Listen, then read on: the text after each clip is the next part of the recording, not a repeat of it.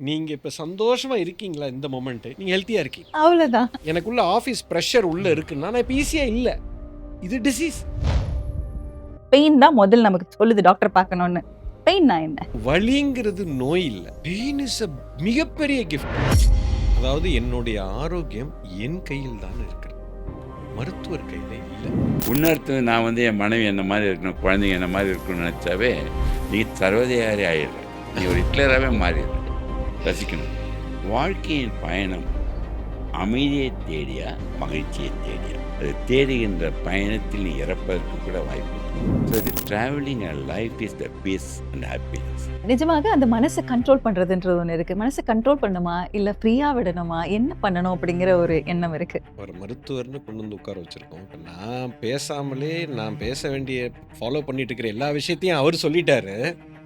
இப்ப அதனால எனக்கு என்ன பேசுறதுன்னே உண்மையிலே புரியல. தந்தை பெரியார் கேள்விப்பட்டிருக்கீங்களே? காமராஜ், அண்ணா, எம்ஜிஆர், கருணாநிதி, ஸ்டாலின், இவங்களுக்கு எல்லாருக்கும் சொக்கலிங்க டாக்டராக இருந்தோம்.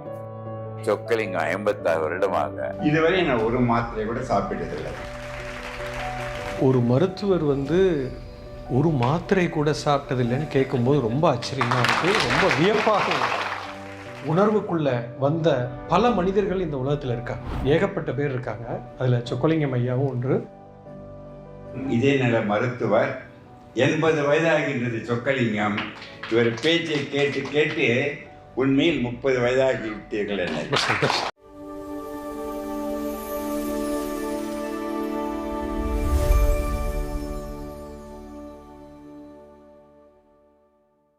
ஹாய் அனைவருக்கும் வணக்கம். இது வந்து ஒரு ஐ ஓப்பனிங் பாட்காஸ்ட்டாக இருக்கும் அப்படிங்கிறதுல எனக்கு கொஞ்சம் கூட மாற்று கருத்தே இல்ல. ஏன்னா 2 மஜிஷியன்ஸ் என் கூட இருக்கிறாங்க அப்படின்னு சொல்லலாம். ஏன்னா சொல்லுவாங்க இல்லையா, மாயாஜாலம் பண்ணா நம்மளோட நம்ப முடியாத சில விஷயங்களையும் நம்ப வைக்கிறவங்கள மஜிஷியன்னு சொல்றோம். பட் 2 பேருமே மாயம் இல்ல, மந்திரம் இல்ல. ஆனா இது உங்களோட வாழ்வியல் முறை அப்படின்னு சொல்லக்கூடிய ரொம்ப அழகான ஒரு விஷயத்த நமக்கு கொண்டு வர போறாங்க. பட் இந்த காம்பினேஷனே வந்து எனக்கு ரொம்ப சர்ப்ரைசிங்கா இருக்கு. சில நேரங்கள்ல ஷாக்கா கூட இருக்கு. இது எப்படி வந்து இருவருடைய கான்வர்சேஷன் அலைன் ஆகும் அப்படின்னு. யார் அந்த இருவர் அப்படின்னு சொல்றதுக்கு முன்னாடி முதல் நபர் பத்தி சொல்லணும்னா, அ நம்மளுடைய லைஃப்ல நம்ம எல்லாமே இன்னைக்கு சம்பாரிக்கிறோம். ஹெல்த்துக்காக ஓடுறோம். சொல்லணும்னா இப்ப என் கையில கூட ஒரு ஃபிட்னஸ் டிவைஸ் இருக்கு. எல்லார் கையிலயும் இருக்கும் நீங்க பார்த்திருப்பீங்க.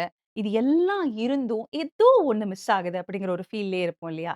அத நம்ம ஸ்பிரிச்சுவலி கொஞ்சம் அலைன் பண்ணி நம்மளோட லைஃப் ஸ்டைல மாத்தினா, உங்களோட ஹெல்த்த வந்து நீங்க இன்னும் பெட்டர் பண்ணலாம் அப்படின்னு சும்மா தானா 2டே நாள் தான். ஒரு புரோகிராம் முடிச்சீங்க அப்டின்னாலே, அதுலருந்து கம்ப்ளீட்டா குணமாயி வரக்கூடிய அத்தன பேர பார்த்துருக்கேன். அப்படிங்கிற ஒரு எக்ஸ்பீரியன்ஸ குடுக்கக்கூடிய ஒரு குருஜி நம்ம கூட இருக்காங்க. அல்கெமி இத நீங்க நெறைய பேர் கேள்விப்பட்டிருப்பீங்க. அல்கெமில இருந்து வெளில வந்த எல்லாருமே சொல்லக்கூடிய விஷயம், நான் மருந்துகள் சாப்பிடுறதில்ல. என் ஹெல்த் பெட்டரா இருக்கு. என் மைண்ட் ரொம்ப நல்லா இருக்கு. அது எவ்வளோ முக்கியமான விஷயம் இல்லைங்களா? ஸோ மனசு நல்லா இருக்குன்னு ஃபீல் பண்ணக்கூடிய ஒரு இடத்திற்கு நாம வரணும் அப்டின்னா, டெஃபினெட்லி நீங்க குருமித்ர சிவா குருஜி அவர்கள பார்த்திருப்பீங்க. வணக்கம் குருஜி. எப்படி இருக்கீங்க? ரொம்ப நல்லா இருக்கேன். ஒரு பக்கம் நீங்க இல்லையா? இந்த ஹார்ட் இருந்தா, அந்த ஹார்ட்ல நிச்சயமா அந்த டாக்டர் இருப்பாங்க அப்படிங்கிற மாதிரி, ஹார்ட் டாக்டர்ன்னு சொன்னா, ஹார்ட்க்கு ரொம்ப பிடிச்ச டாக்டர்ன்னு நம்ம சொல்லலாம். எல்லா சீஃப் மினிஸ்டர்ஸ்க்குமான டாக்டர். மக்கள் தலைவர் எம்ஜிஆர் அவர்கள், காமராஜர் அவர்கள், பெரியார் அவர்கள், ஜெயலலிதா அம்மா அவர்கள், சூப்பர் ஸ்டார் ரஜினிகாந்த் அவர்கள், ஏன் திரு எம்.கே. ஸ்டாலின் அவர்கள், இவங்க எல்லாரையும் நம்ம எடுத்துக்கலாம். இவங்க மட்டும் இல்லாம, மக்கள் தினமும் YouTubeல இந்த டாக்டர் சொன்னா நம்பலாங்க. ஏன்னா நம்பகத்தன்மையான மருத்துவர் அப்படின்னு நெனச்சுட்டோம்னா, மனசுல சிம்மாசனம் போட்டு உட்கார்ந்திருக்கக்கூடிய 85 இயர்ஸ் யங் கார்டியாலஜிஸ்ட் அப்படின்னு சொல்லிடலாம். டாக்டர் சொக்கலிங்கம் நம்ம கூட இருக்காங்க. வணக்கம். இது 2 பேர் 2 பேர பார்க்கவே எனக்கு இப்ப எப்படின்னா, ஒரு சைடு வந்து எனக்கு ஒரு ஹாஸ்பிட்டல் ஆம்பியன்ஸ் தெரியுது. இன்னொரு பக்கம் பார்த்தீங்கன்னா, நீங்க வந்து ஒரு லைஃப் ஸ்டைல்ல நம்ம எல்லாத்தையும் மாத்தக்கூடிய ஒரு மஜிஷியனாக குருஜி நீங்க தெரியிறீங்க. முதல்ல இது எப்படி சாத்தியமாச்சு? இன்னும் என்ன பேச போறோம் சொல்லுங்களேன்? அதாவது எனக்கே இது ரொம்ப ரொம்ப ஆச்சரியமான ஒரு விஷயம். ஏன்னா, என்ன விட வயசுலயும் சரி, ஞானத்திலயும் ஹியூமன் அனாட்டமில மட்டும் இல்ல. எல்லாத்திலயுமே அவரு மிகப்பெரிய ஒரு ஒரு ஜாம்பவான் தான் சொல்லணும். எனக்கு அவரோட அறிமுகம் வந்து ஒரு 1 வருஷத்துக்கு முன்னாடி கிடைச்சது. அந்த அறிமுகமே பார்த்தீங்கன்னா, பயங்கர ஒரு ரொம்ப சர்ப்ரைசிங்காவும், எனக்கு ரொம்ப ஆச்சரியத்துக்கும், ரொம்ப எனக்கு ஷாக்கிங்காவும் இருந்தது. ஏன்னா, என்னுடைய ஒரு புரோகிராம்க்கு அவராவே வந்துட்டாரு. நேரடியா வந்தாரு. உங்களுக்கு ஞாபகம் இருக்கும்னு நெனைக்கிறேன். எனக்கு அவரோட வீடியோவ நான் நெறைய பார்க்குறேன். அவரு வந்து மருத்துவரா இருந்தாலும், என்கிட்ட வராதீங்கன்னு சொல்லுவாரு. ஏன்னா, அவரு மருந்தே சாப்பிட மாட்டாரு. ஒரு அபார்ட்மெண்ட்ல மேல போகணும்னா கூட லிஃப்ட்ல போமாட்டேன். நான் வந்து படியில தான் நடந்து போய் 80 வயசுல. 40 வயசுல இல்ல.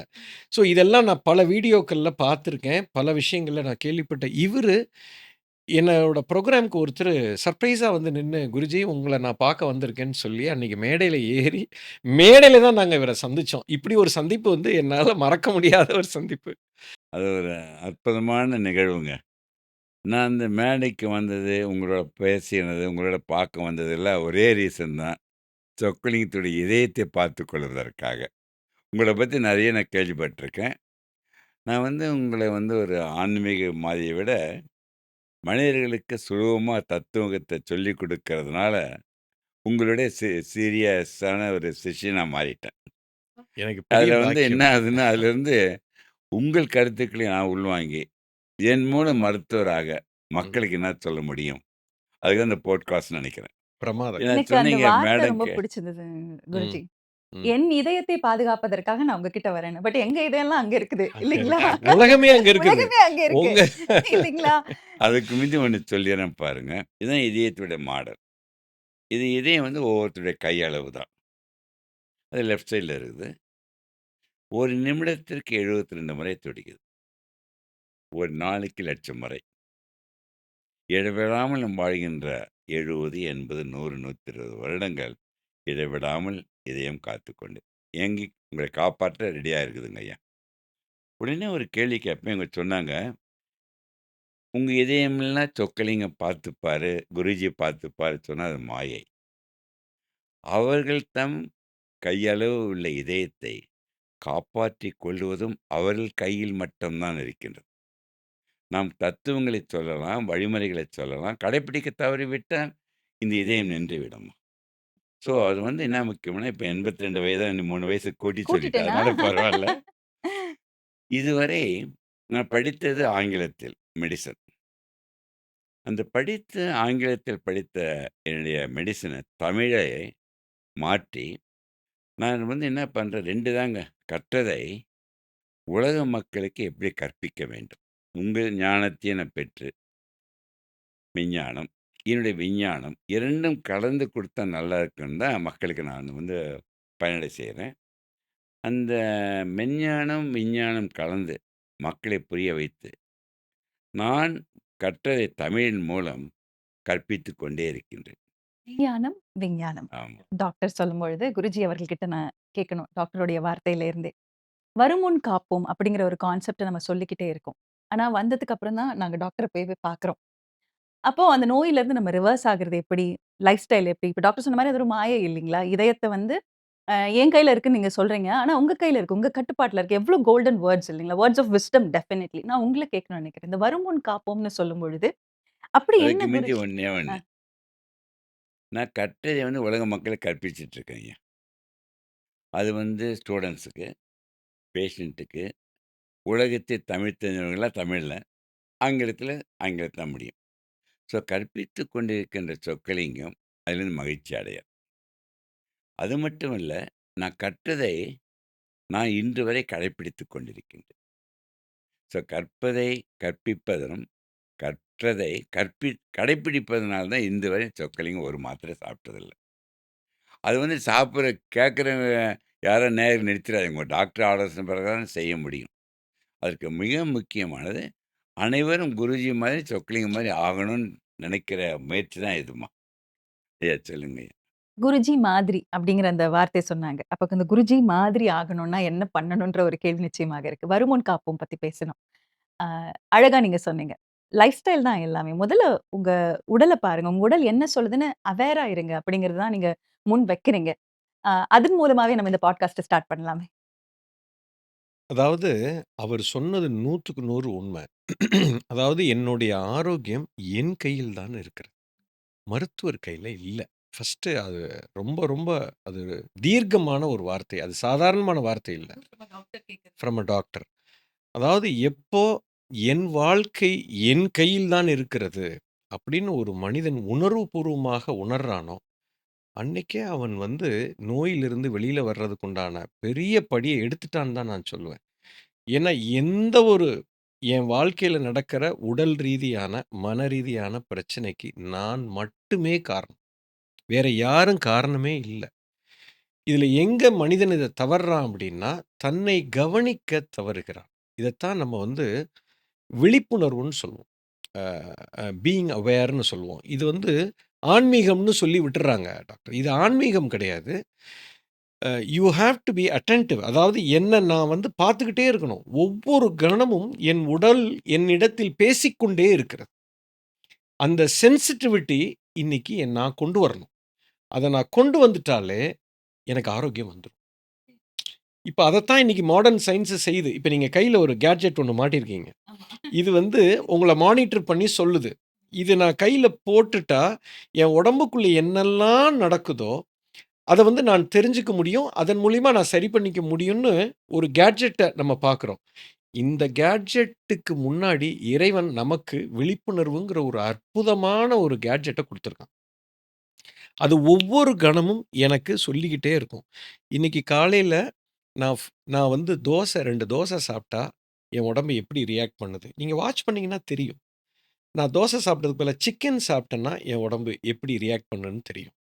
ஒரு ஆயிலி ஃபுட் சாப்பிட்டா, என் உடம்பு எப்படி ரியாக்ட் பண்ணுதுன்னு என் உடம்பு சொல்லும். இதெல்லாம் விட்டுட்டு, இந்த நட்ஸு, உயிருள்ள உணவு நான் சாப்பிட்டேன். இத நீங்க கண்கூட பார்க்க முடியும். கொஞ்சம் நான் என்னை கவனிக்க ஆரம்பிச்சாலே, ஒவ்வொரு கணமும் நான் வந்து என்ன சாப்பிட்டாலும், என்ன செய்தாலும் இப்ப இந்த சேர்ல உட்கார்ந்திருக்கேன். எனக்கு உள்ளுக்குள்ள ஃபீல் எப்படி இருக்கு? தரையில உட்கார்ந்தா என் ஃபீல் எப்படி இருக்கு? ஒரு கார்ல மூவ் ஆயிட்டு இருக்கும்போது என் ஃபீல் எப்படி இருக்கு? இந்த விழிப்புணர்வு தான் ஃபர்ஸ்ட்டு. இது இருக்க, இருக்க, இருக்க என் பாடிய பத்தின சென்சிட்டிவிட்டி எனக்கு வந்துரும். இப்ப நம்ம கேஷுவலா சொல்லணும்னா, நெறைய பேரு இந்த காரு, பைக் ஃப்ரீக் இருப்பாங்க பார்த்திருப்பீங்க. ஆட்டோமொபைல் ஃப்ரீக் இருப்பாங்க டாக்டர். அதாவது பைக் வெறியர்கள்னு சொல்லலாம். கார்ல ஒரு சின்ன சத்தம் வந்தா கூட, "ஏய் ஏதோ ப்ராப்ளம் இருக்குப்பா. சைலன்சர்ல ப்ராப்ளம் இருக்கு. அந்த இதுல வீல் பேலன்சிங்ல ஒரு சின்ன இஷ்யூ இருக்கு. பிஸ்டன்ல இருந்து ஒரு சவுண்ட் வருது. ஜெட்ல இருந்து அடைக்கிற மாரி இருக்கு." ஒரு சின்ன சின்ன பிரச்சனை வந்தா கூட உடனே மெக்கானிக்ட்ட கொண்டு போய் அத சரி பண்ணலன்னா, அவங்க வண்டி ஓட்டவே மாட்டாங்க. இன்னொரு கேட்டகரி ஆஃப் பீப்பிள் அவங்களுக்கு கார பத்தியே தெரியாது. காசு குடுத்துருப்பாங்க, வாங்கியிருப்பாங்க, டிரைவர் ஓட்டுவான். வண்டி ஓடுற வரைக்கும் ஓடட்டும்ப்பா. என்னைக்கு நிக்கிதோ, அன்னைக்கு கொண்டு மெக்கானிக்ட்ட குடுன்னு சொல்ற கேட்டகரியில இருப்பாங்க. இப்போ இந்த ஃபர்ஸ்ட் கேட்டகரியில இருக்கிற பீப்பிள் பார்த்தீங்கன்னா, அவங்க வண்டி எந்த காலத்திலயும் நிக்கவே நிக்காது. ஏன்னா, அவன் அவ்வளோ சென்சிட்டிவா இருக்காங்க அந்த பைக்ல, கார்ல. அந்த மாரி ஒரு சென்சிட்டிவ் வந்து உடம்பு கூட ஒருத்தருக்கு வந்துருச்சுன்னா, அவங்க மருத்துவர பார்க்க மாட்டாங்க. ஐ திங்க் அவர் அப்படிதான் இருக்காருன்னு தோணுது. இதில பார்த்தீங்கன்னா ஐயா, அ 5 அறிவு படைத்த விலங்குகள், 6 அறிவு படைத்த மனிதனாக 60,00,000 வருடங்களுக்கு முன்ன தோன்றினான். எப்போ அந்த 5 அறிவு படைத்த விலங்குகள் சிந்திக்கவோ, சிரிக்கவோ ஆரம்பித்த விலங்குகள் தான் மனிதனாக மாறியது. இது தியரி ஆஃப் எவல்யூஷன், கிரியேஷன் பத்திலாம் போகல. அந்த 5 அறிவு படைத்த சிந்திக்க ஆரம்பித்த மனிதன் 6 அறிவு உண்டுல்ல. 6 அறிவு படைத்த மனிதன் 7வது அறிவு என்று உங்க கருத்துக்களை உள்வாங்கி சொல்றேன். பகுத்தறிவு ஒன்று வேண்டும். ஸோ ஞானம் என்பது 7வது அறிவுங்கய்யா. அந்த 7வது அறிவு அவனுக்கு நல்லது, கெட்டதுன்னு கட்டாயம் தெரியும். ஆனா மனிதனுடைய இயற்கை கெட்டதை நோக்கி தான் போகும். உங்கள மாரி ஞானிகள் தான் அது வழியா போகாதீங்க. போய் இந்த வழின்றது பாதைய வகுத்து குடுப்பது நீங்கள்லாம். நாம சொல்றது நீங்க சொன்ன இன்னும் எஃபெக்ட்டா மக்கள் எடுத்துக்கிறாங்க. 2 பேர் சேர்ந்தா இன்னும் அதிகம் சொல்லுவாங்கன்னு நெனைக்கிறேன். ஸோ 7வது அறிவு ஞானம். 8வது அறிவு நீங்க சொல்லுவது போன்று 8வது அறிவு என்பது நான் வைத்திருக்கின்ற 8யோ 20 டிகிரிகளோ அறிவல்ல. அந்த அறிவு இந்த வைத்திருக்கிற பட்டங்கள், பணம், சொத்து எதுவும் சொக்கலிங்கத்தை காப்பாற்றாது. கடைசியாக இந்த 8வது அறிவு நீங்க சொல்லுகின்ற 8வது அறிவு என்பது தன்னை அறிவது தான் 8வது அறிவு. எவன் ஒருவன் தன்னை அறிந்த நிலையில் அந்த ஞானத்தில் இருக்கின்றானோ, அவனை எந்த சக்தியும் அழிக்க முடியாது. அதான் ஒண்ணு சொல்றேன். இதுவரை நான் சொக்கலிங்கம் ஒருவரையும் என்னை விட உயர்ந்தவன்னு நினைத்ததில்லை ஐயா. உடனே திமிரும், ஆணவம், அகங்காரம் நினைச்சிடாத. இன்று வரை சொக்கலிங்கம் 840 கோடி ஜனத்தொகையில் ஒருவரையும் என்னை விட தாழ்ந்தவன் இல்லை என்று நினைத்து வாழ்ந்து கொண்டேன். உலக மக்கள் அனைவரும் சமம். எதுக்காக இந்த கருத்தை சொல்றீங்கன்னா, இந்த அறிவு என்று உணர்ந்து விட்டால், இந்த செல்ஃப் ரியலைசேஷன் வந்துடுது இல்லைங்க. அது அறியாமல் இருப்பவர்கள் தான் எதையோ தேடிக்கிட்டு போய் தன்னை இழந்துடுறாங்க. ஸோ அந்த செல்ஃப் ரியலைசேஷன்ஸ் அடைவதற்கு நீங்க சொல்லுகின்ற அறிவுரைகள், கருத்துக்கள், எனக்கு ஒண்ணே அடிக்கடி மேடையில சொல்றேன். சாமிஜி மாரி உலகத்துல நெறைய வந்துட்டாங்கன்னா, சொக்கலிங்கத்துக்கு வேலை போயிடும். எல்லா மருத்துவமனைகளையும் குளோஸ் பண்ணிடலாம். மருத்துவர்களே வேலை இல்லை. உண்மையில் அதை நோக்கித்தான் நம்ம பயணம் இருக்க வேண்டும். இப்ப என்ன சிறந்த டாக்டர்ன்னு சொன்னீங்கன்னா, அதில பெருமை அடைய மாட்டேன். நான் லட்சக்கணக்கான நோயாளிகள் ட்ரீட் பண்ணியிருப்பேன்.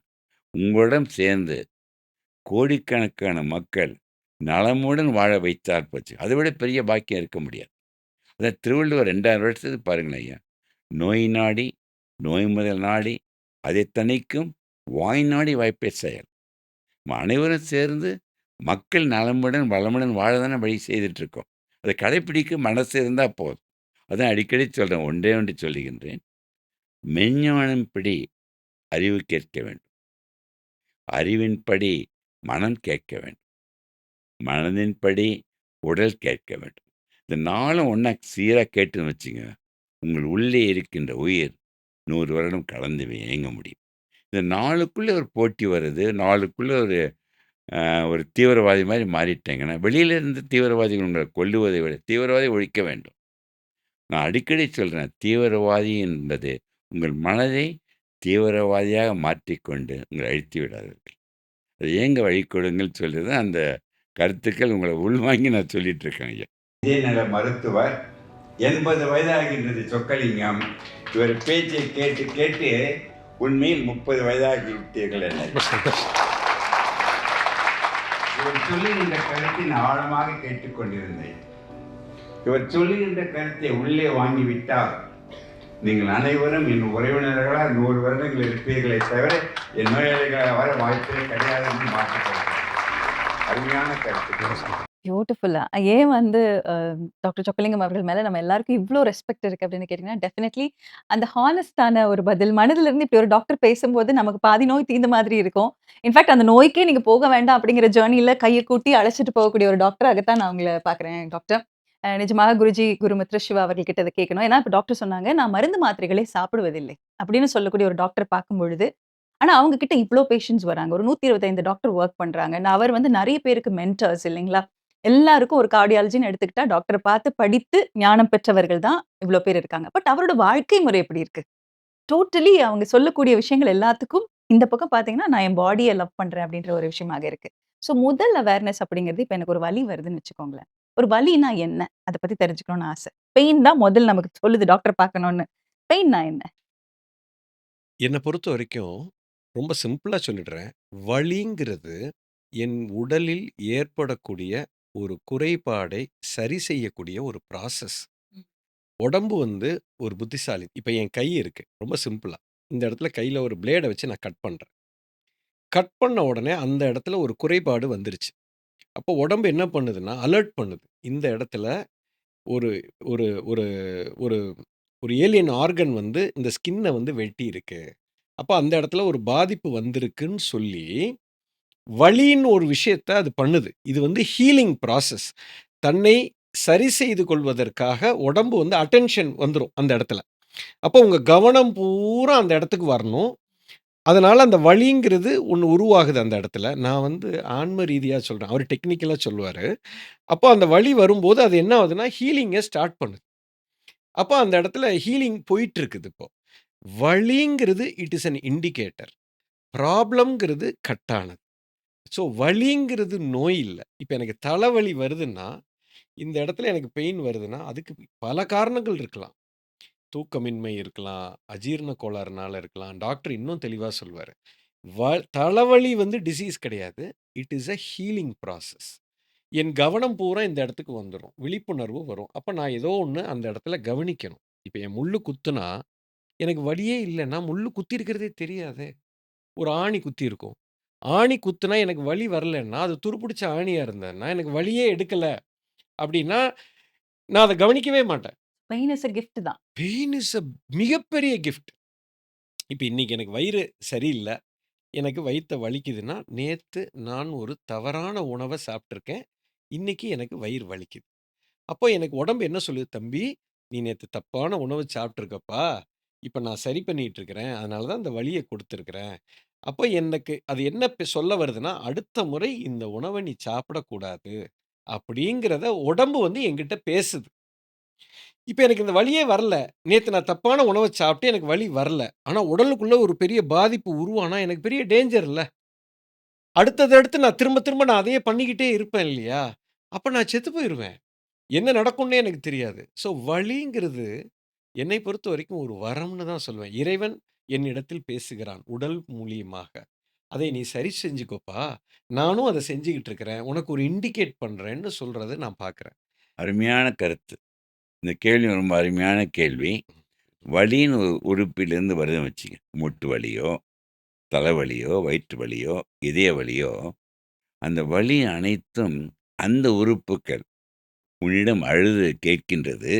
அதை கவனித்துக்கொள். அது ஒண்ணேன்னு சொல்ல நினைக்கிறேன் நேயர்களுக்கு. எந்த காரணத்தைக் கொண்டும் வலிக்காக மாத்திரை சாப்பிடக்கூடாது. இப்ப அதுதான் டாக்டர் கேட்க வந்தேன். வலிக்காக மாத்திரை சாப்பிட்டால், அந்த வலிய போக்குதோ இல்லையோ, அது கிட்னிய வந்து அஃபெக்ட் பண்ணிடும். எதுக்கெடுத்தாலும் வலிக்கு மாத்திரை சாப்பிட்டுக்கிட்டே இருந்து, கிட்னி ஃபெயிலியர் வந்துடுதுங்க. அது கட்டாயம் கூடாது. வலின்னு ஒண்ணு வந்த உடனே இஸ் இண்டிகேஷன். நீங்க சொன்னீங்க அருமையானது. அந்த உறுப்பு வந்து உங்களுடைய கவனத்தை ஒரு உதாரணமா ஒரு மூட்டு வலி வருதும்மா. மூட்டு வலி வந்த உடனே எக்ஸர்சைஸ் பண்ணீங்கன்னா, நீ ரீப்ளேஸ்மென்ட்க்கு போயிடணும். ஒரு உதாரணத்துக்கு சொல்றேன். இந்த மூட்டு வலி வந்ததற்கு காரணம் வெயிட் அதிகமா இருக்குது. அந்த மசில்ஸ் வந்து ஸ்ட்ரென்தன் பண்ணல. அதுக்கு வெளியில தைலம் ஏதாவது போட்டுங்க. அந்த வலி சரியான பிறகு தான் எக்ஸர்சைஸ் பண்ணணும் தவிர, வலியை போக்க வேண்டும் என்று எக்ஸர்சைஸ் பண்ணீங்கன்னா வலி அதிகமாயிடும். ஸோ வலி என்று வந்தா அந்த இடத்துக்கு ஓய்வு குடுக்கணும். ஓய்வு குடுத்து அதுக்கு காரணம் கண்டுபிடித்து, நம்ம போய்க்கிட்டா போதும். அதான் இந்த இடத்துல ஒண்ணேன்னு சொல்ல நினைக்கிறேன். ஐயாவ வச்சுக்கிட்டு. இந்த ஆன்மீகம்ன்னு சொல்லிட்டு இருக்கேன் இல்லையா? இப்ப இந்த வலிக்கு ஆன்மீகத்துக்கு சொல்ல வரேன். ஆன்மீகம் என்பதே, நாம் பெற்ற அறிவினால் மூடியிருக்கின்ற மனதை திறந்து, உன் உள்ளே சென்று, உன்னை இயக்கிக் கொண்டிருக்கின்ற மகா சக்தி இருக்குதுல்ல, அது உணர்ந்து விட்டால் அதான் ஆன்மீகம். அத ஐயா கிட்ட இருந்து கத்துக்கிட்டேன். ஸோ ஆன்மீகம் என்பது உன்னை இயக்குகின்ற கருவி. நீ வைத்திருக்கின்ற உடையோ, கும்பிடுகின்ற தெய்வமோ, உருவம் எதுவுமே கிடையாது. ஆன்மீகம் என்பது what you are to be. அதான் ஒரு அருமையான ஒரு கேள்வி இதில கேட்டீங்கன்னா, எதுக்காக பார்க்குறீங்க? இது உண்மையா சொல்ல வரேன். எல்லா நேயர்களுக்கும் பாருங்களேன். முதல்ல ஹெல்த்ன்னா என்ன தெரியுமா நினச்சுட்டு இருந்தாங்கய்யா? வியாதியற்ற நிலை ஹெல்த்ன்னாங்க. 53 வருடத்திற்கு முன்பு WHO அத ரீடிஃபைன் பண்ணாங்க. இந்த ரீடிஃபைன்ல சொக்கலிங்கம் ஒரு அங்கமா இருந்தது. 52 இயர்ஸ் 3 இயர்ஸ் ஆயிடுச்சு WHO. அப்ப என்ன பண்ணாங்கன்னா, positive state of health mentally, physically, spiritually and socially. இது 4ம் சேர்ந்து தான் ஹோலிஸ்டிக்ன்ட்டு அது போட்டு இன்ன வரைக்கும் அத சேலஞ்ச் பண்ண முடியல. ஸோ அது வந்து அந்த ஃபர்ஸ்ட்டுவே ஸ்பிரிச்சுவலி தானே வருது. மென்டலின்றது என்ன அர்த்தம்னா, மன அளவில், பிசிக்கலி பாடி அளவு, ஸ்பிரிச்சுவலி உணர்கின்ற சக்தி தான் சோசியலி, ஹோலிஸ்டிக். இப்ப இவ்வளவு நம்ம 53 வருஷத்துக்கு முந்தான உங்ககிட்ட கத்துக்கிட்டேன் ஐயா. 20,000 வருடங்களுக்கு முன் ஞானிகள், இத பாரும்மா, அந்த மனம், உடல், ஆன்மீகம். அது 3ம் இணைத்து கொடுத்த வரம் தான் நமக்கு கிடைத்த மெடிடேஷன், யோகா. 20,000 வருஷம் ஆயிடுச்சு. அதை விட்டு வெளியில வந்துடுறதுனால எல்லா நோய்களும் வருது. ஸோ பேலன்சிங் மைண்ட், பாடி, சோல்.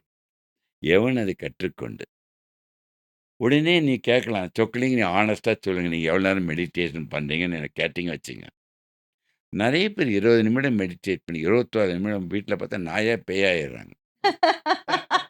நான் நினைச்சேன், சொக்கலிங்கம் பிறந்ததே ஒரு வரம் என்று நினைத்து, என் வாழ்க்கையை நான் தியானத்தில் வாழ்ந்து கொண்டிருக்கின்றேன். So make your life existence and meditation. இப்படி இருக்கும்பொழுது நீ செய்யறதே ஒண்ணுமே இல்லையே. அந்த லெவலுக்கு போயிட்டோம்னா, மனிதனுக்கு ஒண்ணுமே இல்ல. ஒரு சுருக்கமா சொல்றேன். உங்க சக்தியெல்லாம் உங்களுக்கு நான் மக்களுக்கு பயன்படுத்துறத பயன்படுத்துறேன் ஐயா. இந்த உயிரினம் தெய்வம், உடலினம் ஆலயத்தில் மட்டும் தான் இயங்க முடியும். அது 2ம் தாங்கி பிடிப்பது மனம் தானே. மனம் போய் பார்க்க முடியாது. மனம் போய் தொட முடியாது. அந்த மனதை எப்பொழுது ஐயா சொல்ற மாரி நேர்மறை மனமாக வைத்துக் கொண்டால், அந்த உயிர் உடல் நல்லா போயிட்டே இருக்குங்க.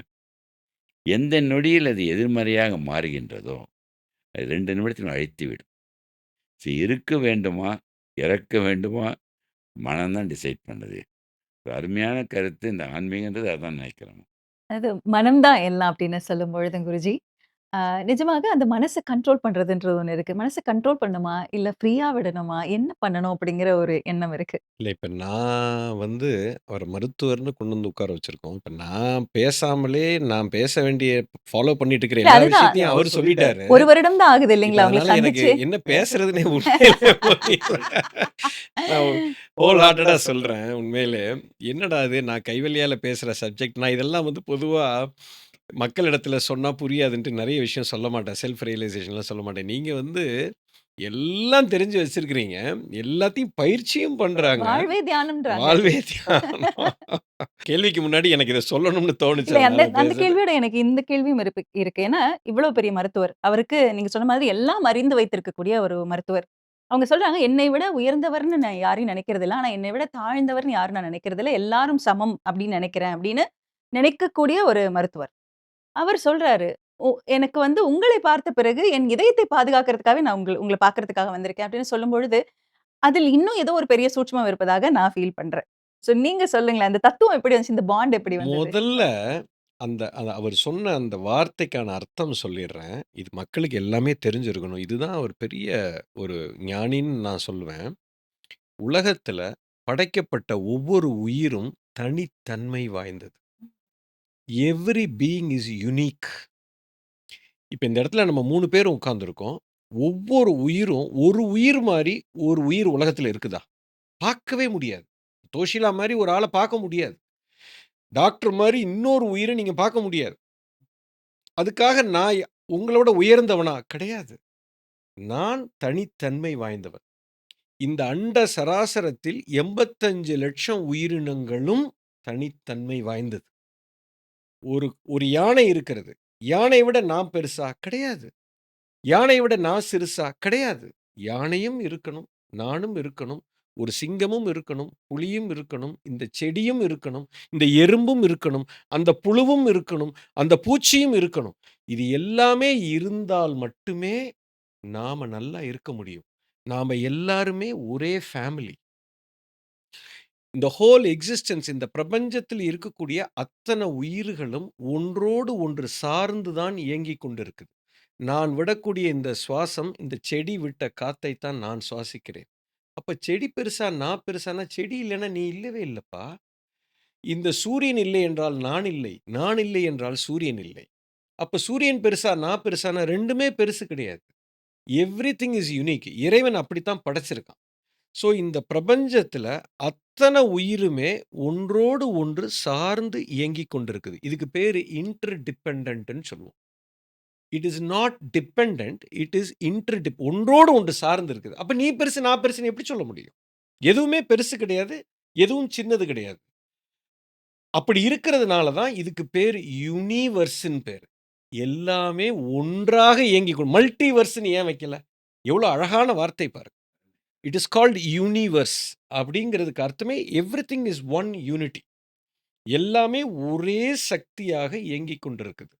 அதனால தான் ஒவ்வொரு உயிரையும் நான் அன்பாக இருக்கணும். ஏன்னா, எதுக்காக நான் அதில அன்பு செலுத்தி அந்த உயிர நான் காப்பாத்தணும்னா, அதை காப்பாத்தினால் தான் நான் காப்பாத்த முடியும். இன்னைக்கு ஒரு புழுவுடைய இனம் இறந்து போச்சுன்னா, மண் தன் தரத்தை இழந்துவிடும். மண் தன் தரத்தை இழந்தால், அதில் விளையக்கூடிய தாவரங்கள் தரமிழந்து போகும். அதில் விளையக்கூடிய தாவரங்கள் தரமிழந்து போனால், அதில விளையக்கூடிய காய்கறிகள், கனிகள், நெல்லு, அரிசி எல்லாம் தரமிழந்து இருக்கும். அந்த அரிசிய நான் சாப்பிடும்போது, என் உடல் பாதிக்கப்படும். அப்ப என்னுடைய ஆயுட்காலம் குறையும். அப்ப பாருங்க, நான் என்ன காப்பாத்திக்கணும், என் குழந்தைய நான் காப்பாத்தணும், நான் நேசிக்கிறேன் அப்படின்னா, என் குழந்தை என்னை மட்டும் இல்ல, நான் அந்த செடிய காப்பாத்தணும், அந்த செடி விளையக்கூடிய இந்த காய்கறிகள நான் காப்பாத்தணும், இந்த மண்ண காப்பாத்தணும், மண்ணுக்கடியில இருக்கிற புழுவை நான் காப்பாத்தணும், அதுக்கு சூரிய ஒளி வரணும், சூரியத்தை நான் வர வைக்கணும், காற்று மண்டலத்தை நான் காப்பாத்தணும், அண்ட சராசரத்தையே நான் காப்பாத்தியாகணும். அப்ப நான் எல்லாத்தையும் நேசிக்கணும். அப்பதான் என் புள்ளைய நான் காப்பாத்த முடியும். Everything is interdependent. அதத்தான் அவரு சுருக்கமா, என்னை விட பெரியவனும் இல்லை, என்னை விட சின்னவனும் இல்லைங்கிறது அந்த அர்த்தத்தில தான் சொல்றாரு. இதுக்கு கண்டிப்பா பின்னாடி இல்ல இவ்ளோ பெரிய இந்த விளக்கம் விஷயம் ஒண்ணே ஒண்ணு கேட்கணுங்க ஆ. சார் கிட்ட. நான் இப்ப வந்து அம் குருஜி குருமித்ர சிவா அவர்கள் வந்து ஒரு ஃபினான்ஸ் பெர்சன். ஒரு ஐடி பேக்ரவுண்ட் இருக்கிறவங்க. ம். பிசினஸ் எல்லாமே இருந்த ஒரு நபர். அதையெல்லாம் தாண்டி ஸ்பிரிச்சுவாலிட்டி அப்படிங்கிற ஒரு விஷயத்துக்குள்ள நீங்க வரும்பொழுது, உங்களோட லைஃப் வந்து டோட்டலா நீங்க ட்ரான்ஸ்ஃபார்ம் ஆகுறது ஒரு புறம். ஆனா, உங்க மூலமாக இவ்ளோ பேர நீங்க ட்ரான்ஸ்ஃபார்ம் பண்ணிக்கிட்டு இருக்கிறீங்க. இந்த ஜர்னி பத்தி எனக்கு கொஞ்சம் தெரிஞ்சுக்கணும்னு ஆசை. அ ம். அத பத்தி கொஞ்சம் சொல்லுங்களேன். அதாவது இது என்னோட பர்சனலா நான் பொதுவா இத வந்து பெருசா எல்லார்கிட்டயும் நான் பகிர்ந்துக்க மாட்டேன். ஏன்னா, அ எனக்கு உலகத்துக்கு ஞானத்தை தான் குடுக்கணும்னு எனக்கு எப்பவுமே ஆசை. என்ன பத்தி தெரிஞ்சுக்கிறதுனால யாருக்கும் இது பெரிய ஒரு இதை குடுக்காது அப்படின்னு தோணுது. பட் நீங்க கேட்டுட்டீங்க நான் சொல்றேன் கண்டிப்பா. என்னுடைய குடும்பம் வந்து ஒரு தொழில் அதிபர்கள். எங்க அப்பா வந்து ஒரு தொழில் அதிபர். ஒரு ஹோட்டல் துறையில இருந்தாங்க. உணவுத் துறையில தான் இருந்தாங்க. எங்க அப்பா மட்டும் இல்ல. எங்க அப்பா, எங்க எங்க ஃபேமிலி, எங்க என்டயர் ரிலேட்டிவ்ஸே எல்லாருமே உணவு அ பிசினஸ்ல தான் இருந்தோம். Restaurant business. திருச்சியில தான் நான் பொறந்து வளர்ந்தது, படிச்சது எல்லாமே. பத்மா ஹோட்டல்னு எங்களுடைய ஹோட்டலோட பேர். ரொம்ப ரொம்ப ஃபேமஸ். காஃபிக்கு ரொம்ப ஃபேமஸ்ஸு. டெய்லி ஒரு நாளைக்கு ஒரு 300, 400 பேரு கியூல நிப்பாங்க. ஒரு காஃபி குடிக்கிறதுக்கு. அந்த மாரி ஒரு தொழில்ல இருந்து வளர்ந்தது. பட் எனக்கும் அந்த தொழிலுக்கும் சின்ன வயசுலேருந்து ஏதோ ஒரு தொடர்பு பெருசா இல்ல. இத வந்து நான் என்ன சொல்வேன்னா, எங்க அப்பாவுக்கு வந்து அதுதான் ஹார்ட் அண்ட் சோல். அவரு 10 வருடத்திலிருந்து அந்த துறையில இருந்தார். எனக்கு இறைவன் விதிக்கப்பட்டது, நான் ஒரு 10த் படிக்கும்போதிலிருந்தே இந்த ஆன்மீக தேடல் எனக்குள்ள இருந்துட்டே இருந்தது. நான் படித்த முதல் புத்தகம் வந்து ஆட்டோபயோகிராஃபி ஆஃப் எ யோகின்னு சொல்லிட்டு பரமஹம்ச யோகானந்தாவோட புத்தகத்த படிக்கும்போதே, எனக்குள்ள அது புத்தகமாக இல்ல, எனக்குள்ள ஒரு உணர்வு நிலையிலே மாற்றத்த பயங்கரமா பார்க்க ஆரம்பிச்சேன். அப்ப என்ன ஏதோ ஒண்ணு பண்ணுச்சு. அது வந்து வெறும் அறிவாக இல்ல, என் உணர்வையே அது மாத்துச்சு. அப்பதான் ஒரு பெரிய ஸ்பார்க் வர ஆரம்பிச்சு, அதுக்குள்ள தேடல் அதிகமா போயி, இந்த வாழ்க்கையில வேற ஏதோ ஒன்று ஒன்று இருக்கிறது. வாழ்க்கையில பிறக்கிறோம், நம்ம டெய்லி சாப்பிடுறோம், தூங்குறோம், இனப்பெருக்க செயல் நடக்குது, தொழில் பண்றோம், சம்பாரிக்கிறோம், கல்யாணம் பண்றோம், குழந்தை பெத்துக்கிறோம், வளர்றோம், குழந்தைங்கள வளர்க்குறோம், ஒரு நாள் இறந்து போறோம். இந்த ஹோல் சைக்கிளுக்கு பின்னாடி ஏதோ ஒரு ரகசியம் ஒன்று இருக்குது கண்ணா! அத நீ தெரிந்து கொள்ள வேண்டும் என்ற தூண்டுதல் அது வந்தது. அதுக்கப்புறம் இத போய் உடனே வீட்ல போய் சொன்னோம்னா, எந்த அப்பா, அம்மா விடுவாங்க? ஒரு அப்பா, அம்மா வந்து பார்த்தீங்கன்னு சொன்னா, "நீ வந்து என்ன தப்பு வேணாலும் பண்ணலாம். நீ வந்து ஸ்கூலுக்கு காலேஜ் கட் அடிக்கலாம், இல்ல பொண்ணு பின்னாடி சுத்தலாம், இல்ல தண்ணி போடலாம், ட்ரக்குக்குள்ள போலாம். ஆனா சன்னியாசியா மட்டும் போயிறக்கூடாது. ஆன்மீகம் மட்டும் பேசிறக்கூடாது. ஐய்யய்யோ! இவன் வீட்ட விட்டுட்டு போயிட்டான்னா என்ன பண்றது?" அதே தான் என் வீட்லயும் அந்த பிரச்சனையெல்லாம் இருந்தது. அதனால கொஞ்சம் போராட்டத்தில வீட்டுக்கு தெரியாம திருட்டுத்தனமா பல குருமார்கள் எல்லாம் சந்திக்க ஆரம்பிச்சு, இந்த ஞானம் உள்ளுக்குள்ள வர ஆரம்பிச்சது. பலவிதமான ஓப்பனிங் வந்து இதுதான் எனக்கு ஒரு ஃபயர் மாரி உள்ள ஆகி, ஆனா அத வெளியில சொல்ல முடியாம கொஞ்ச நாளைக்கு நம்ம வந்து இதெல்லாம் நம்ம தெரிஞ்சுக்கணும் அப்படின்னு சொல்லிட்டு ஃபினான்ஸ் படிச்சேன். அதுக்கப்புறம் ஐடில இருந்தேன். அமெரிக்கா போயிருந்தேன். அங்க பல வருடங்கள் அங்க வேலை பார்த்தேன். ஐ வாஸ் இஆர்பி கன்சல்டன்ட்டா இருந்தேன். நெறைய எம்என்சில ஒர்க் பண்ணேன். ஆனா உள்ளுக்குள்ள தீ வந்து இந்த ஆன்மீகம்ங்கிற தீ வந்து "சீக்கிரம் போடா, சீக்கிரம் போடா இத தான் நம்ம பண்ணணும்ன்ட்டு" உள்ள ஓடிக்கிட்டே இருக்கு. ஒரு ஃபைனல் ஸ்டேஜ்ல பேப்பர போட்டுட்டு வந்துட்டு, இந்த ஞானத்த மக்களுக்கு புரிய வைக்கணும். இதனால எனக்கு நெறைய பலன் கிடைச்சது. இந்த பலன் மக்களுக்கு கிடைக்கணும் அப்படின்னு சும்மா விளையாட்டா ஆரம்பிச்சது. அது இப்ப என்ன இழுத்துட்டு போது. அவ்வளோதான். சுருக்கமா சொல்லணும்னா இதுதான் என்னுடைய அது வந்து அற்புதமான எவ்வளவோ சம்பாதிச்சுட்டு இருக்கலாம். அதெல்லாம் வேண்டாம். நீங்க பெற்ற ஞானத்த வந்து மற்றவர்களுக்கு குடுக்குறீங்கல்ல, அதுதான் பெரிய மகிழ்ச்சி. உங்களை எளிமையா வைத்துக் கொண்டிருப்பது, சொக்கலிங்கத்தை வைத்துக் கொண்டிருப்பதோ, மகிழ்ச்சி என்பது கொடுப்பதில் மட்டும் தான். அது அறிவாக, நேரமாக, உழைப்பாக, பணமாக கொடுத்துக் கொண்டே இருக்கலாம்.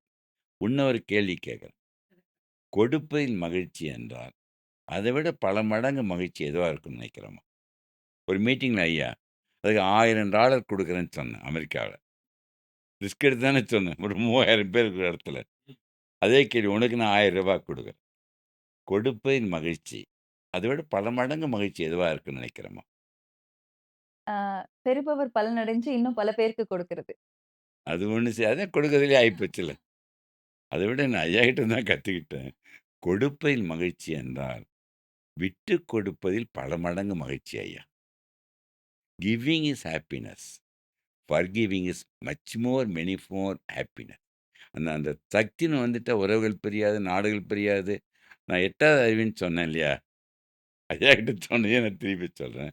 8வது அறிவு என்பது தன்னை அறிவதுன்னு சொல்லி தன்னை அறிந்த நிலையில் இருக்கும் பொழுது, தன்னை அனைத்திலும், தன்னில் அனைத்தையும் இருக்கின்ற உணர்வு வந்துவிட்டால், உலகம் ஒன்னஸ் ஆயிடுதுங்கய்யா. இப்ப நான் யார் மேல போட்டி போட முடியும்? யார் மேல பொறாமப்பட முடியும்? ஒரு அருமையான கருத்து நீங்க சொன்னீங்க. ஒவ்வொன்னும் ரசிச்சுட்டு இருக்கேன் நீங்க பேசும்பொழுது.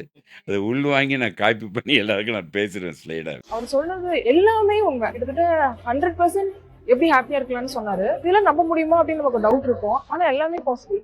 என்ன நடந்தாலும் நம்ம ஹாப்பியா இருப்போம். சுத்தி என்ன சுச்சுவேஷன் இருந்தாலும் நம்ம ஹாப்பியா இருப்போம்.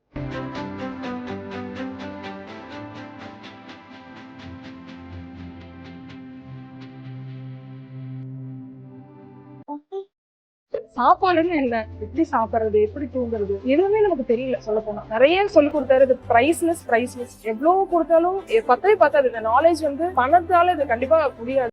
இல்ல 2 பேரும் பேசக்கூடிய அந்த வார்த்தைகள வந்து அப்படியே நம்ம சொல்லுவாங்க இல்லையா? சில நேரங்கள்ல கல்வெட்டுகள்ல பொறிக்கக்கூடிய வார்த்தைகள்னு சொல்ற மாதிரி, 2 பக்கமும் இருக்கக்கூடிய அந்த விஷயங்கள கேட்கும்போது அவ்ளோ சந்தோஷமா ஒண்ணுன்னு இருக்கு. சொல்லுங்க. என்லைட்டனிங்கா கல்வெட்டுல இருக்கு. பொறிக்க வேண்டாம். மனதில மனசுல மனதில பொறிச்சுக்கோங்க. பதிய வச்சு சொக்கலிங்கத்த வராத மாட்டிக்க அது சொல்லுவேன். சொக்கலிங்க கிட்ட வர வேணாம்னு சொல்றீங்களா டாக்டர்? கட்டாயம் வரவே இங்க கேட்கிற நேயர்கள் 100 வருடம் கடந்து வரட்டும். அதுக்குள்ள வரக்கூடாது. இன்னும் ஒண்ணேன்னு சொல்ல ஐயா சொன்னத வச்சுக்கிட்டு, இப்போ சொக்கலிங்கம் ஒரு அடல்ட். நம்ம பேக்கரவன் அடல்ட்ன்னு வச்சுங்களேன். அடல்ட்ன்னு பார்த்தீங்கன்னா, ஒவ்வொரு மனிதனுக்குள்ள எவ்வளோ செல்ஸ் தெரியுமா இருக்குதுமா? 40 டிரில்லியன் செல்ஸ். 40 டிரில்லியன் எவ்வளோ இவருக்கு தெரியும். எத்தனை பூஜ்யம் எனக்கு சொல்ல முடியாது. அந்த ஒவ்வொரு டிரில்லியன்ல ஒவ்வொரு செல்லும் ஒரு சொக்கலிங்கம். ஸோ இந்த சொக்கலிங்கத்துக்குள் 40 டிரில்லியன் சொக்கலிங்கம் அடங்கி இருக்கின்றது. ஒவ்வொன்றும் இண்டிவிஜுவல் ஆர்கானிசம்ஸ். இன்னொன்னு அருமையா சொன்னாரு. உருவத்தாலும் சரி, உணர்வுகளாலும் சரி, ஒவ்வொருவரும் வேறுபட்டவர்கள். அவர்கள் ரசிக்க நீ கற்றுக்கொண்டால் அது முடியாதுல்ல. இன்னொருத்தன் நான் வந்து என் மனைவி என்ன மாரி இருக்கணும், குழந்தைங்க என்ன மாரி இருக்கணும்னு நெனச்சாவே, நீ சர்வதிகாரி ஆயிடுற. நீ ஒரு ஹிட்லராவே மாறிடுற. ரசிக்கணும். இன்னொரு முக்கியமான நேயர்களே இத இந்த கருத்த வச்சு சொல்ல நெனைக்கிறேன்யா. 40 டிரில்லியன் செல்ஸ் இருக்குதுல்ல. இந்த 40 டிரில்லியன் செல்ஸை வாழ வைத்துக் கொண்டிருப்பது 3 மடங்கு 120 டிரில்லியன் ஆர்கானிசம்ஸ் இன் அவர் பாடி. அந்த ஆர்கானிசம்ஸ் என்ன தெரியுமாம்மா? பாரசைட்ஸ், ஃபங்கஸ், வைரஸ், பாக்டீரியா எல்லா கிருமிகளும் 120 டிரில்லியன்ஸ். ஸோ வெளியில இருக்கிறதெல்லாம் புழு பூச்சிலாம் வேணும். அந்த 120 டிரில்லியன் 3 மடங்கு அந்த கிருமிகள் தான் அந்த 40 டிரில்லியன் செல்ஸுக்கு ஃபீட் பண்ணிட்டு இருக்குதுங்கய்யா. அந்த 40 trillion inter dependent, symbiotic. So 120 trillion உடைய கிருமிகள் நம்மள காப்பாத்திட்டு இருக்கு. நம்ம இல்லைன்னா அது வாழும்போது அது இல்லைன்னா வாழ முடியாது. ஆனால் ஏதோ ஒரு சக்தியால் இன்னும் ஆன்மீக சக்தி இழந்து, எதுக்கோ கவலைப்பட்டு, நெகட்டிவ் தாட்ஸ் வரும்பொழுது உன்னுடைய இம்யூனிட்டி குறையுது. இம்யூனிட்டி குறைகின்ற ஒரு நொடியில் அந்த 120 டிரில்லியன் செல்ஸ் உங்களை அழித்து கொன்றுவிடும் 2 நிமிடத்தில். ஸோ அந்த 120 டிரில்லியன் செல்ஸ் வாழட்டும். நம்மால் அதுவும், அதுவால் நாமும் வாழ்கின்றதற்கு symbiotic. Together we must. Common souls. அது நம்ம இம்யூனிட்டின்னு வைக்கணும்னா, ஆன்மீகம், மன அமைதி, மகிழ்ச்சி. என்ன தெரியுமா ஆகுதுங்கய்யா? மகிழ்ச்சின்னு சொல்லும்பொழுது முக்கியமா ஒண்ணு எல்லாருக்கும் தெரிஞ்சிருக்கும். டோஸ்ன்னு ஹார்மோன் சுரக்குதுங்கய்யா. அதாவது என்டார்ஃபின்.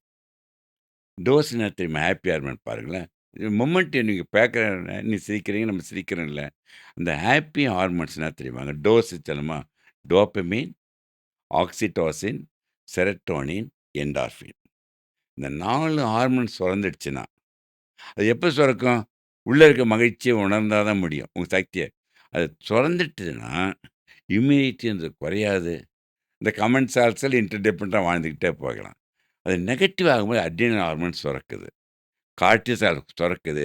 இம்யூனிட்டி குறையுது. எல்லா வியாதிகளும் வந்து எல்லா இன்ஃபெக்ஷன் வந்து ரெசிஸ்ட் பண்ணும். எந்த ஆன்டிபயோட்டிக் நம்மள காப்பாற்ற முடியாது. ஸோ அல்டிமேட்டா ஆன்மீகம் தான் முக்கியமானது மனிதரை காப்பாற்றிக் கொள்வதற்கு. அது ஞாபகம் வச்சுக்கிட்டு இருந்தா போதும். அந்த 4 ஹார்மோன் சுரக்கும் பொழுது தான் மெலட்டோனின் என்ற ஹார்மோன் சுரக்கும். மெலட்டோனின் 8 மணி நேரம் சுரக்கணும். அப்ப தான் தூங்கணும். அந்த என்டார்ஃபின் என்ன தெரியுமாங்க? நெறைய பேர் போதைப் பொருளுக்கு அடிக்ட் ஆயிர்றாங்க. அன்பார்ச்சுனேட் சில்ட்ரன்லாம். அவங்களுக்கெல்லாம் ஒரு வேண்டுகோள். அந்த மார்ஃபின் என்று வெளியில் போட்டுக்கொண்டால் உங்களை கொன்றுவிடும். அதே மார்ஃபின் உள்மனதை உணர்ந்து மகிழ்ச்சியா இருந்தா, உங்கள் உடம்பில் சுரக்கின்ற மார்ஃபின் தான் என்டார்ஃபின். அந்த என்டார்ஃபின சுரக்க வச்சுட்டா மகிழ்ச்சி வந்துரும். மகிழ்ச்சின்னு வந்துட்டா எல்லாம் வாழ முடியும்னு நெனைக்கிறாங்கய்யா. மகிழ்ச்சி வந்துட்டா எல்லாருமே வாழலாம்னு சொல்றாங்க. ஆனா, அந்த ஆரோக்கியமும், ஆன்மீகமும் அப்படின்னு வரும்பொழுது, அது 2ம் இணையும்போது நிச்சயமா அந்த மகிழ்ச்சி வந்துருமோ அப்படிங்கிற ஒரு உணர்வு உங்க 2 பேரும் பார்க்கும்பொழுது எனக்கு அந்த ஃபீலிங் இருக்குங்க குருஜி. குருஜி நீங்க சொல்லுங்களேன். ஆரோக்கியமும், ஆன்மீகமும் அது எந்த அளவுக்கு இன்டர் டிபெண்டன்ட்? ஹெல்த் அப்படின்னு அவர் ஒரு அற்புதமான ஒரு டெஃபினிஷன் சொன்னாரு. அந்த WHOல சொல்லும்பொழுது, ஹெல்த் அப்படின்னா பொதுவா மக்கள் என்ன நெனைக்கிறாங்கன்னா, பிசிக்கல் ஹெல்த்ன்னு நெனைக்கிறாங்க. ஹெல்த்துனாலே உடம்பு நல்லா இருக்கணும். ஹைட்டுக்கு ஏத்த வெயிட் இருக்கணும். நல்ல சாப்பாடு சாப்பிடணும். என் உடம்புக்கு எந்த டிசீஸ் வரக்கூடாது. அப்படின்னா ஹெல்த்ன்னு நெனைக்கிறாங்க. இது ஹெல்த்தே கிடையாது ஃபர்ஸ்ட் ஆஃப் ஆல். என்ன பொறுத்தவரைக்கும் ஒரு வரியில எளிமையா மக்களுக்கு புரியிற மாரி சொல்லணும்னா, enthusiasm is health. Wow! I am so happy. கேட்கறதுக்கு ரொம்ப சந்தோஷமாக இருக்கு. நீங்க இப்ப சந்தோஷமா இருக்கீங்களா இந்த மொமெண்ட்? நீங்க ஹெல்த்தியா இருக்கீங்க. அவ்வளோதான். எவ்வளோ கா சிம்பிள். ரொம்ப சிம்பிள். காலையில நான் எந்திரிச்சு, நான் ஆஃபீஸ்க்கு போகணும்னு நீங்க நெனச்சீங்கன்னா, நீங்க ஆல்ரெடி சிக் ஆயிட்டீங்கங்கிறேன். நான் ஆஃபீஸ்க்கு போகணும். இப்ப கார் ஓட்டிட்டு ஆஃபீஸ்க்கு போயிட்டுருக்கிறீங்க. இந்த கார வந்து எரிச்சல் பட்டுக்கிட்டே நான் போனேன்னா, எனக்கு டிசீஸ் வந்துரும். டிசீஸ்ன்னா எல்லாரும் என்ன நெனைக்கிறாங்கன்னா, ஏதோ பெருசா நோய் வந்துருச்சு. எனக்கு காய்ச்சல் வந்துருச்சு. எனக்கு தைராய்டு வந்துருச்சு. எனக்கு வந்து டயபெட்டிஸ் வந்துருச்சு. எனக்கு கேன்சர் இதுதான் டிசீஸ் அப்டின்னா அந்த வார்த்தைக்கு ரொம்ப அழகான அர்த்தம் அவருக்கு நல்லா தெரியும். டிஸ் ஈஸ். அதாவது நான் ஈஸியா இல்ல. நான் இப்ப ஈஸியா அப்படி இருக்கேன். ரிலாக்ஸ்டா, கம்ஃபர்டபுளா இருக்கேன்னா, டிசீஸ் இல்ல. இப்ப நான் கார் ஓட்டிட்டு ஆஃபீஸ்க்கு போயிட்டுருக்கேன். எனக்குள்ள ஆஃபீஸ் பிரஷர் உள்ள இருக்குன்னா, நான் இப்ப ஈஸியா இல்ல. இது டிசீஸ். ரொம்ப அருமையான கருத்துங்கய்யா. இப்ப நான் ஆஃபீஸ்ல போய் என் பாஸ் என்ன திட்டுறாரு. எனக்கு உள்ள பிரஷர் ஏறுது. டிசீஸ். இப்போ ஒரு ப்ராஜெக்ட்ட என்னால டயத்துக்கு முடிக்க முடியல. டென்ஷன் ஆவுது. டிசீஸ். என் ஒய்ஃப் என்ன திட்டிட்டா. மனசு வருத்தம். டிசீஸ். இப்போ என் புள்ளைய நான் திட்டிட்டேன். புள்ள அழுது. அது வருத்தத்தில இருக்கு. டிசீஸ். டிஸ்ஈஸ்ங்கிறது ஒண்ணுமே இல்ல. காலையில தூங்கி எந்திரிச்சதிலிருந்து ராத்திரி போய் நான் படுக்கிற வரைக்கும், என் மனம் எந்த விதமான அழுத்தத்திலயும், எந்த விதமான எரிச்சல், படபடப்பு, ஃபியர், இன்செக்யூரிட்டி, கோபம் இதெல்லாம் இல்லாம ஆனந்தமா நான் காலையிலிருந்து ராத்திரி வரைக்கும் நான் இருக்கிறேன். என்னால என்னோட எந்த எதிர்ப்பும் இல்லாமல், ரெசிஸ்டன்ஸும் இல்லாமல் ஒரு மனிதன் வாழ்றான்னா, இவன் தான் ஹெல்த்தியஸ்ட் பெர்சன். இப்படி அப்படின்னு சொல்லணும் ஐயா. எல்லா உயிரினங்கள் பிறக்கும் பொழுது ஈஸாக பிறக்கின்றார்கள். இஏ இஏஎஸ்சி. ஐயா சொல்ற மாதிரி அறிவு வளரும் பொழுது சூழ்நிலையால் அதை டிஸ்பெல் பண்றோம். டிஸ்பெல்ல பண்ற டிஸ்ஸை எடுத்துக்கோ. ஐயா சொன்னது. அந்த ஈஸை சேர்த்துக்கோ. It becomes disease. So who is dispelling the easiness? மனம் சூழ்நிலைக்கு ஏற்றவாறு மாற்றிக்கொள்ள அமைச்சால் டிசீஸ். அதான் நான் எல்லா இடத்துலையும் சொல்கிறேங்க ஐயா. எந்த வியாதிகளும் மனதில் இருந்து தோன்றி வருது. மைண்ட் பாடி டிசீஸ். அது லாட்டினில் வந்து சைக்கோ சொமேட்டிக் டிசீஸ். மனிதன் அவதிப்படுகின்ற எல்லா வியாதிகளும் மனம். அதை முக்கியமாக சொல்கிறேன். உலகத்தை கொன்று கொண்டு இருக்கின்ற நோய் முக்கியமாக 3ங்க ஐயா. மாரடைப்பு, கேன்சர், ஆக்சிடென்ட் இன்க்ளூடிங் சூயிசைட். எல்லா வியாதியும் வச்சுக்கோங்க. நீ சொன்ன நம்ப மாட்டீங்க. குருஜி சொல்லுகின்ற கருத்தை இன்றிலிருந்து மக்கள் கடைப்பிடிக்கட்டும். என்னுடைய கருத்தை கடைப்பிடிச்சிக்கிட்டோம். இந்த 3 உயிர்கொல்லி நோய்களை 100க்கு 100 தடுக்க முடியும். ஏன் தடுக்க முடியலன்னா, அவங்க அதை பத்தி அப்ளையே பண்றதில்ல. எதையோ தேடி பயணம் போய். நான் சொல்லியிருப்பேனேம்மா? நல்ல ஸோ புரிதல். இன்னொன்னு உன்னையே கேட்குறேன். ம். வாழ்க்கையின் பயணம். குருஜிய வச்சு கேட்டோம்னா அது என்டார்ஸ்மென்ட் நீயே கரெக்ட்டா சொல்லுவ. வா கேள்வின்னு சொல்லும்போது மட்டும் தான் நம்ம குருஜி சொல்ற மாதிரி அந்த இடத்துல தான் கொஞ்சம் பிபி வர மாதிரி சொல்லுங்க பிபி ஐயா. வரல. You are preparing yourself to yes, answer it. Yes. Fight of light. அது. இப்போ வந்து முக்கியமா வாழ்க்கையின் பயணம் அமைதியை தேடியா, மகிழ்ச்சியை தேடியா? இந்த கேள்வி உலக மக்கள் கூட இப்போ நான் தாய்லாந்து போயிருந்தேன். அங்கேயும் ஒரு கேள்வி தான் ஒரு இப்படி 10 கேட்டிருக்கு. வருஷத்துக்கு முன்னாடி கேட்டிருந்தீங்கன்னா, மகிழ்ச்சியை தேடின்னு இப்போ சொல்லியிருந்திருப்பீங்க. இப்ப அமைதியை தேடி. நீ இந்த கேள்வியில இவங்க மாட்டிக்கிட்டாங்க ஐயா. ஏன் தெரியுமாங்க ஐயா? வாழ்க்கையின் பயணம் அமைதியை தேடியோ, மகிழ்ச்சியை தேடியோ என்று வைத்துக் கொண்டால், அதை தேடுகின்ற பயணத்தில் நீ இறப்பதற்கு கூட வாய்ப்புண்டு. ஸோ வாழ்க்கையின் பயணம் அமைதியையோ, மகிழ்ச்சியை தேடி அல்ல. வாழ்க்கையின் பயணமே அமைதியுடன், மகிழ்ச்சியுடன். ஐயா சொல்றது. So the travelling a life is the peace and happiness. ஹாப்பினஸும், அமைதியும் விட்டுட்டு போய் தேடி போனீங்கன்னா கூட, ஆல்வேஸ் ட்ராவல் வித் தட். இது மக்கள் அனைவரும் போயணும். உன் சக்தியை உணர்ந்தா போதும். எவ்வளோ பெரிய சக்தி! ஒண்ணும் இல்லைங்கய்யா. சின்ன சிண்டு விரல். அது தயார் பண்ணா 10,00,000 செலவழிக்கணும். இதே மாற்றம்னா, ஒவ்வொரு மனிதனும் எவ்வளோ ஏழையா இருக்கட்டும், அவன் உடலில் இருக்கின்ற மதிப்ப பார்த்து விலையே மதிக்க முடியாது. ஸோ விலை மதிக்க முடியாத உயிரை காப்பாடுறது அவன் கையில தானே இருக்குது ஐயா. அதை உணரணும். பாரத தேசத்தின் நெடிய ஞான மரபின் தொடர்ச்சி குரு மித்ரே சிவா நடத்தும் அல்கெமி புரோகிராமில் பங்கேற்க ரெஜிஸ்டர் செய்யுங்கள் அல்லது கால் 9655992559. எங்கள் வெப்சைட் www.matangifoundation.org.